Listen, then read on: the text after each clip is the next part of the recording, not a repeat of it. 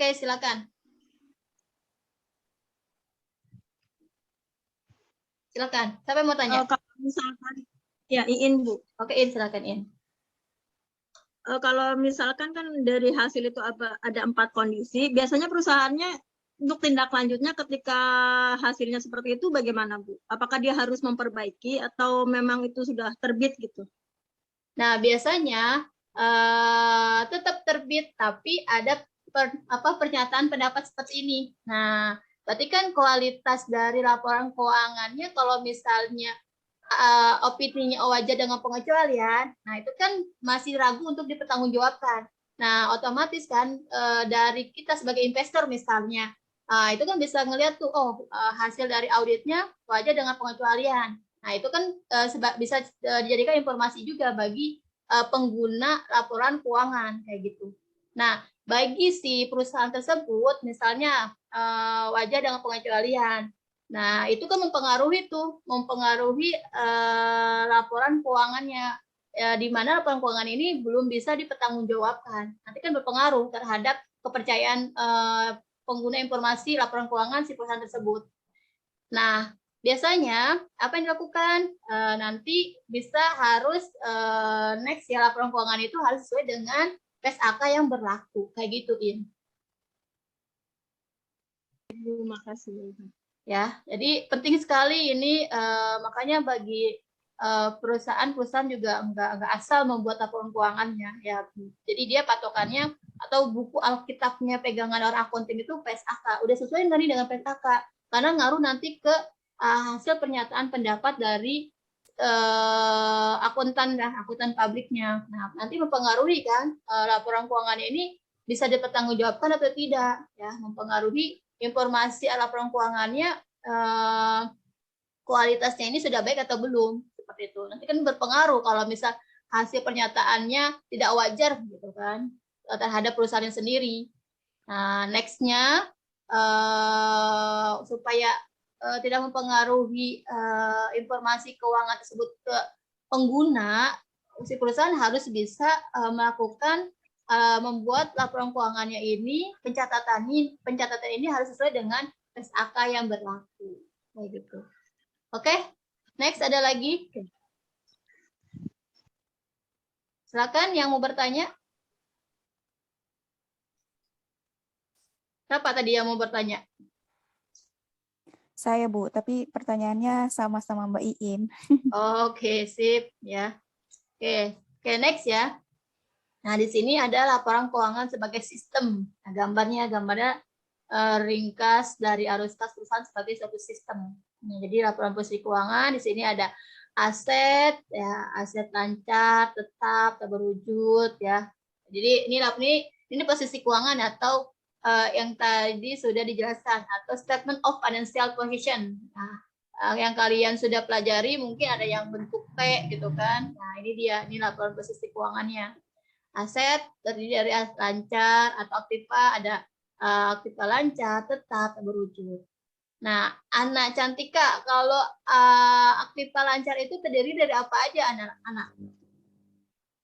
Aktiva lancar biasanya ada kas, perlengkapan, terus peralatan. Ya, persediaan ya itu masuk dari aktiva lancar. Kemudian untuk aktiva tetapnya?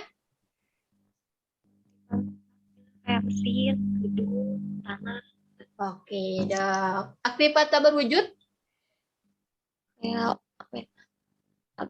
hak paten gitu. Ya, udah bagus ya. Semoga kalian sudah paham apa sih laporan keuangan ya. Masa orang akunting nggak tahu laporan posisi keuangan itu kayak gimana. Jadi harus paham. Nah, itu ada aset. Nah, sedangkan di liabilities atau kewajiban itu ada aktiva lancar, ada kewajiban lancar, terus ada jangka panjang, utang, ekuitas, saham itu ada di posisi liabilities kayak gitu. Nah, untuk arus kas ini nanti ada menjual saham atau menerbitkan utang, membeli aset atau membeli persediaan. Ini aktivitas arus kasnya ya. Membuat penjualan, membayar pajak, membayar biaya-biaya. Nah, itu ada di cash flow-nya atau arus kasnya ya. Yang tadi saya sudah jelaskan inti dari cash flow secara umum itu adalah penerimaan dan pengeluaran. Nah, ini ada laporan keuangan sebagai sistem. Nah, di sini dijelaskan bahwa pada tahap 1, pemilik dan kreditur menyetorkan uang ke dalam perusahaan setoran dari pemilik atau pemegang saham di dalam laporan posisi keuangan masuk sebagai ekuitas. Nah, ini tahap pertama ya. Nah, sedangkan setoran dari kreditur dalam bentuk liabilities baik lancar maupun jangka panjang. Nah, di sini paham nggak? Kalau pemilik ini atau pemegang saham laporan posisi keuangan masuk sebagai ekuitas harta atau modal. Nah, kalau misalnya kreditur ya ini dalam bentuk liabilities ya atau utang. Jadi kalau pemilik perusahaan untuk uangnya itu setoran awalnya itu tadi kata Ulin masuk ke ekuitas. Sedangkan untuk kreditur masuknya ke akun liabilities atau utang ya atau utang lancar maupun utang jangka panjang.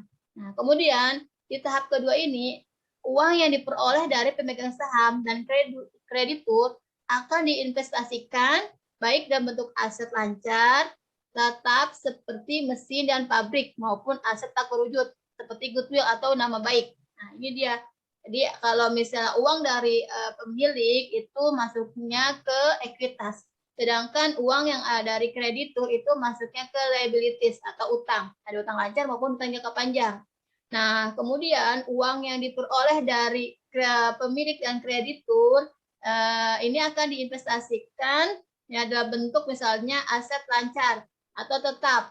Misalnya pembelian mesin, pabrik, kemudian ada aset tak berwujudnya seperti goodwill. Nah, selanjutnya di tahap ketiga aset tersebut dioperasikan sehingga memberikan arus kas ya bagi perusahaan. Nah, arus kas masuk utamanya diperoleh dari penjualan.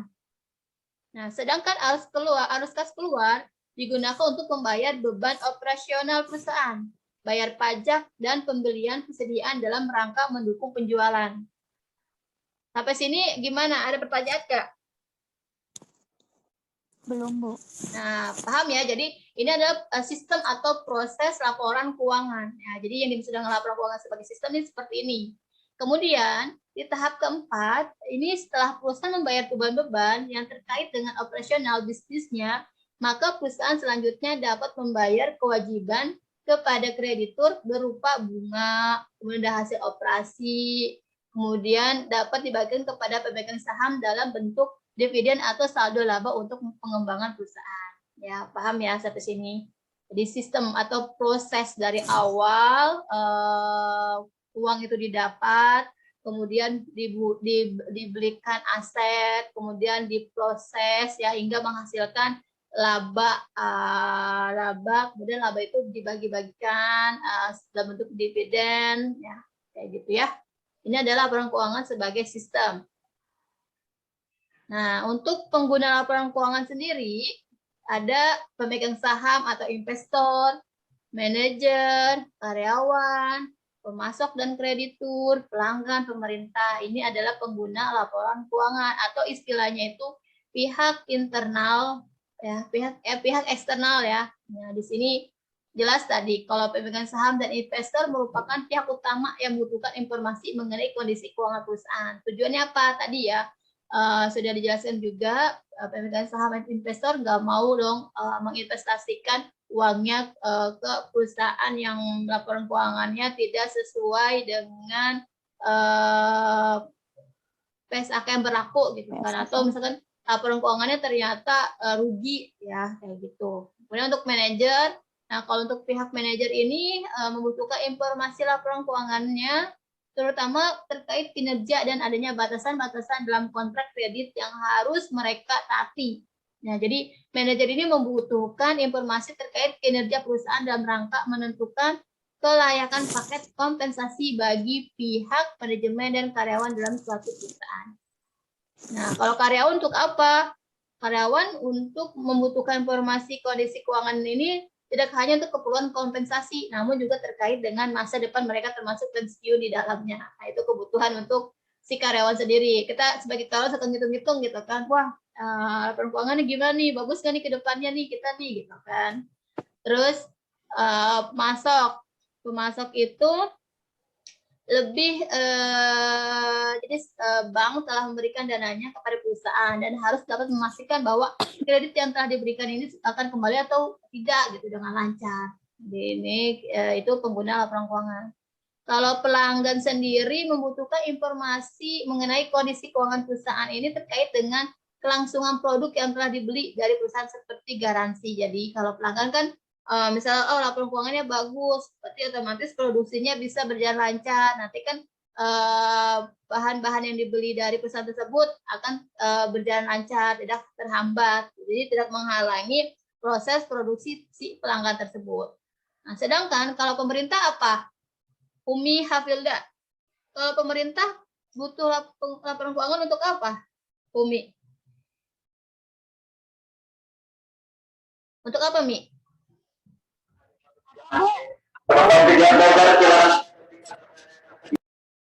Ini kalian lagi di kereta ya, Mi?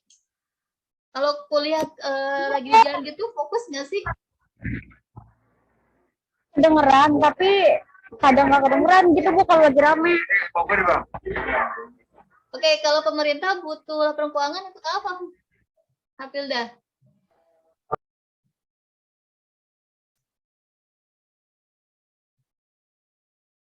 Apa, Filda?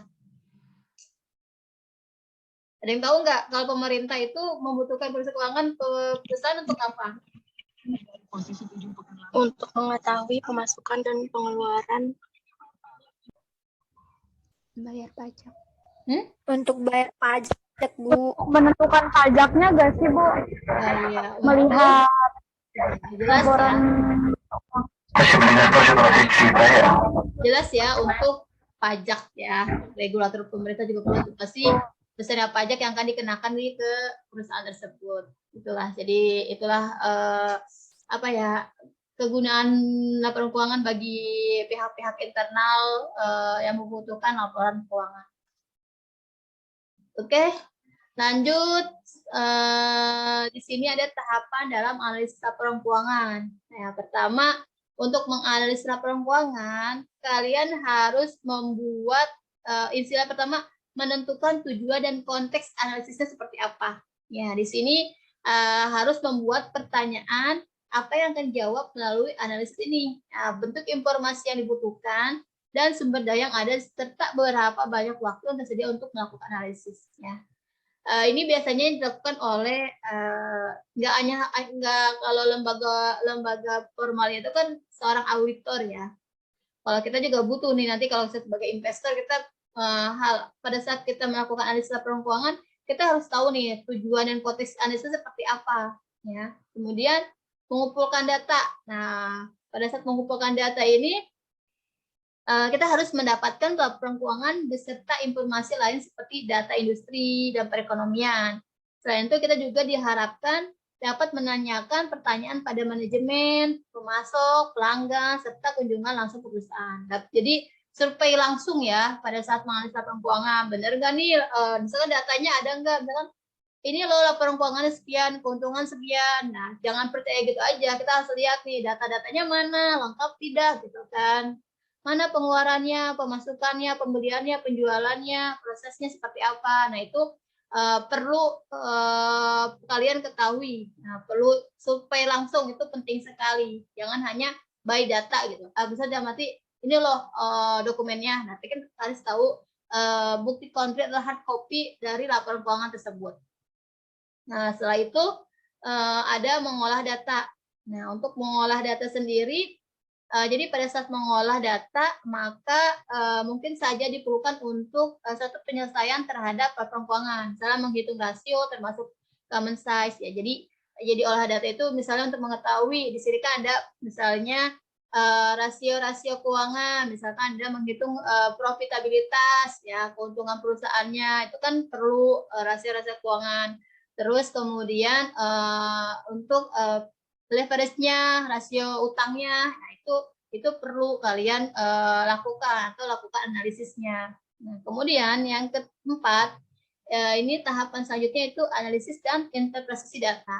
Nah, pada tahapan ini kita menggunakan data untuk menjawab pertanyaan yang telah dirumuskan. Oke, jadi kan kita pertama membuat pertanyaan tuh, konteksnya gimana, kumpulin data. Nah, kemudian setelah kita kumpulin datanya, kita olah datanya menggunakan rasio-rasio kayak misalkan profitabilitas, kemudian ada lagi reference dan sebagainya. Nah, setelah itu kita analisis dan inferensi data dari pertanyaan yang di awal sudah kita tetapkan. Nah, ini sesuai nggak nih? Jadi apakah dari yang olah data tersebut menjelaskan apakah konklusi atau rekomendasi telah didukung dengan berbagai informasi faktual atau relevan. Begitu. Kemudian baru setelah itu membuat laporan rekomendasi. Nah, untuk tahap ini kita mempersiapkan laporan dan mengkomunikasikannya pada audiens. Pastikan bahwa laporan yang dibuat sesuai dengan standar dan etika yang berhubungan dengan analisis investasi dan rekomendasi.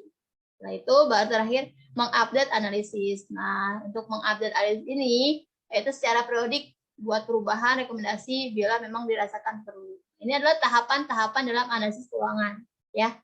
Jadi jangan langsung direct kita tahu nih kontennya seperti apa nih pertanyaannya, baru kita kumpulin data, kita olah, kemudian dari hasil yang olahan tadi kita analisis lagi nih dari pertanyaan-pertanyaan kita buat, lalu kita membuat laporan rekomendasi. Terakhir kita evaluasi dari analisis laporan keuangan yang sudah kita analisis, kayak gitu.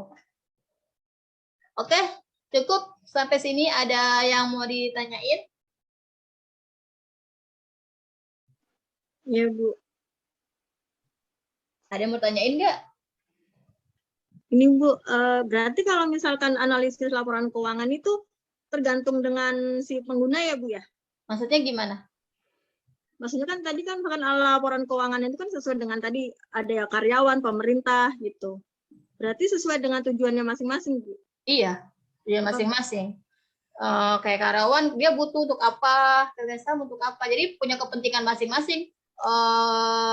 Apa sih dia membutuhkan laporan keuangan tersebut. Kamu juga nanti sebagai mahasiswa butuh laporan keuangan untuk apa biasanya? Skripsi. Ya, skripsi kan. Nanti kalian butuh kan untuk skripsi. Jadi masing-masing pengguna tuh beda-beda tujuannya untuk apa pengguna laporan keuangan tersebut. Kayak gitu. Iya, Bu. Sesuai kepentingannya masing-masing. Oke, ada lagi? Bu, Oke. kalau analisis laporan keuangan ini lebih fokus ke auditornya atau ke kita sebagai keuangannya ya, Bu? Lebih ke kita pengguna laporan keuangan. Tapi kalau auditor itu kan apa ya? Kalau auditor itu kan memang kerjaannya ya memeriksa. Jadi suatu lembaga resmi. Misal gini, misalkan saya ini investor, saya nggak bisa ngebaca laporan keuangan, ya kan? Saya sewa nih ke konsultasi KAP. Nah, bisa dibantu sama KAP kayak gitu. Jadi kalau auditor itu istilahnya itu suatu lembaga resmi yang untuk menganalisis laporan keuangan. Tapi kalau kita pengguna laporan keuangan kayak manajer, karyawan, itu sesuai kebutuhan kita aja. Butuh nggak apa sih nih untuk laporan keuangannya kayak gitu. Kita butuhnya di mana nih untuk laporan keuangan. Tapi kalau misalnya kita sebagai pengguna nggak paham, oh saya mau nyewa nih kayak investor, saya mau nyewa audit gitu, tolong dong dicekin nih laporan keuangan perusahaan A misalnya kayak gitu. Jadi kalau auditor itu lebih ke lembaga resmi ya, lembaga resmi dalam mengaudit atau menganalisis laporan keuangan suatu perusahaan. Nah, nanti apakah benar laporan keuangannya ini sesuai dengan PSAK atau tidak gitu. Tapi kalau misalnya kita sebagai pengguna eksternal itu sesuai dengan kepentingan kita masing-masing. Kalau auditor kan untuk menentukan bahwa laporan keuangan si perusahaan A ini sesuai dengan PSAK loh kayak gitu. Ya, Bu. Paham nggak, Makasih, Bu. Kartika? Iya, Bu. Ya. Ada lagi yang mau ditanyain?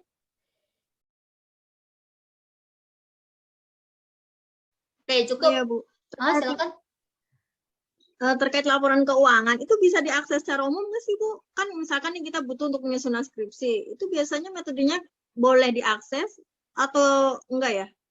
Nah, kalau perusahaan yang go public atau TBK itu resmi ada di Bursa Efek Indonesia, webnya ada. Silakan itu lengkap laporan keuangan perusahaan-perusahaan yang go public ya khusus. Tapi kalau perusahaan yang tidak TBK, nah itu biasanya itu lebih apa ya? Laporan keuangan itu tertutup, tidak dipublish ke umum kayak gitu. Nah, biasanya kalau perusahaan TBK ini kan dia lebih nanti ada karena sahamnya dimiliki oleh masyarakat umum ya atau publik, makanya dia laporan keuangan ini harus dipublik kayak gitu. Gitu In kan yang nanya? Iya Pak, iya Bu. Paham nggak In? Ya paham. Enggak, soalnya saya iseng itu Bu. Kan kemarin Pak itu kan sudah ngasih tahu, udah siapin judul ya gitu. Saya coba kok dari judul-judulnya itu kebanyakan laporan keuangan gitu. Yang diangkat, analisa laporan keuangan terhadap apa. Oke, kita lanjut. Tadi pertanyaan siapa udah kejawab semua ya? Udah, Bu. Oke. Udah. Ada yang mau tanya lagi nggak? Cukup Bu. Oke. Saya rasa untuk pertemuan hari ini cukup. Untuk saya tugas nanti tolong ya. Nanti ini untuk tugas nanti saya kirim linknya untuk tugas dan absen ya. Saya kirim linknya. Untuk tugas kalian yang tadi Iin kan udah coba cari-cari tuh ya laporan keuangan ya, laporan keuangan. Nah, silakan kalian cari laporan keuangan. Tadi kan ada 4 tuh ya. Untuk laporan keuangan itu ada posisi laporan keuangan, kemudian ada laporan laba rugi atau income statement, ada laporan arus kas, kemudian ada laporan perubahan ekuitas. Nah, kalian cari laporan keuangan perusahaan-perusahaan yang TBK atau yang go public. Nah, kalian bisa lihat di website BI-nya ya. Nanti untuk tugasnya seperti itu. Paham nggak? Tugasnya individu atau kelompok, Bu? Individu. Nanti link untuk tugas dan absensi saya share di grup. Nah, tugasnya kalian hanya mencari laporan keuangan perusahaan yang go public atau TBK. Isinya itu ada laporan keuangan, ada statement of financial position-nya, terus ada laporan laba ruginya, ada arus kasnya, kemudian ada laporan perubahan ekuitasnya. 4 itu aja. Paham nggak? Tahun berapa aja, Bu? Bebas ya, Bu? Mau saya yang update tuh yang 2021 ya, 2021 lah ya. Banyak tuh perusahaan. Saya harapkan nanti jangan sama ya, karena di list aja karena perusahaan go public itu kan banyak ya, ratusan. Saya harap nggak sama laporan keuangannya yang kalian nah dari kalian download itu nanti kalian rangkum. Saya mau 4 aja ya. Nanti kalian rangkumnya silakan ditulis tangan. Tapi yang bentuknya yang simple aja carinya ya. Bentuk Ya, Bu. rangkumannya seperti apa ya Bu? Maksudnya pendapat kita gitu atau bagaimana? Ini isinya itu kamu hanya 4 poin ini aja. Laporan statement of financial position-nya, terus laba ruginya, arus kasnya, sama perubahan ekuitas. Udah itu aja. 4 itu aja yang kalian analisis atau kalian rangkum. Itu aja. Ya. Kalau misalnya kalian analisis sebagai audit, paling kelihatan kan di laporan laba ruginya. Terus kalau udah sesuai nih dengan PSAK itu silakan kalau mau seperti itu. Paham nggak? Jadi dianalisis jadi Dianalisis dianalisis ya, Bu, juga berarti ya, Bu? atau Nggak ada. enggak, Bu? Cukup kalian download, terus kalian rangkum. Nah, itu aja. Oke, Versi Bu. kita ya Bu. Cukup itu aja deh. Cukup itu dulu. Oke, Ya. Bu. Nanti next ada lagi tugasnya. Oke. Nanti kirim linknya ke e-learning ya Bu? Kenapa? Kirim ke e-learning. Nanti linknya ke kirimnya nanti aja di link yang saya share. Ibu, enggak maksudnya Ibu nge-share-nya nanti mau di e-learning atau di grup gitu, Bu? Oh, di grup aja. Di grup. Di grup aja nanti saya share itunya ya, linknya. Oke? Oke, Bu. Oke, sampai sini ada yang mau ditanyain lagi? Cukup, Bu. Oke, cukup ya. Untuk tugas paham, dikumpulinnya sampai hari Rabu ya, Rabu jam 5, di jam 5 sore, jam 17.00. Ya. Enggak, jam 12 aja, Bu. Jam 12 apa nih? Jam 12 24.00. Jam 17 lah. malam. Biar saya ada kesempatan ngoreksinya habis maghrib kayak gitu. Soalnya pada kerja, Bu, biasanya. Cukup lah Senin Selasa. Senin Selasa nih masih ada waktu. Oke? Ya. Oke, Bu. Oke.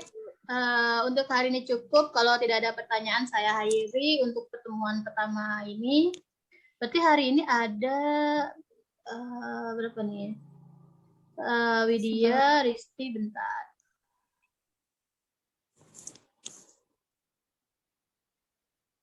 Berarti ada Widya, kemudian Risti, kemudian Iin, Kartika, Nur Hikmah. Udah ya? 5 orang doang? Oh, Umi tadi ada Umi. Mana Umi? Siapa lagi tadi? Udah ya, berarti kalian 1, 2, 3, 4, 5. Sumiati. Anggi, Bu. Oh, Sumiati ada. Sumiati, Ana, Regina, Uswatul, Anggi. Berarti yang nggak ada tuh Nisa sama Ade Novita ya? Iya, Bu. Udah nggak aktif, Bu. Oh, berarti Nisa Nggak sudah aktif, nggak Bu. aktif. Oh, Nisa sama Ade sudah tidak aktif. Kalian semoga sampai lulus ya, sayang ya. Amin. Ya. Amin. Oke, cukup Amin. untuk hari ini. Saya akhiri. Assalamualaikum warahmatullahi wabarakatuh. Waalaikumsalam. Assalamualaikum warahmatullahi wabarakatuh. Terima kasih, Bu. Ya, sama-sama.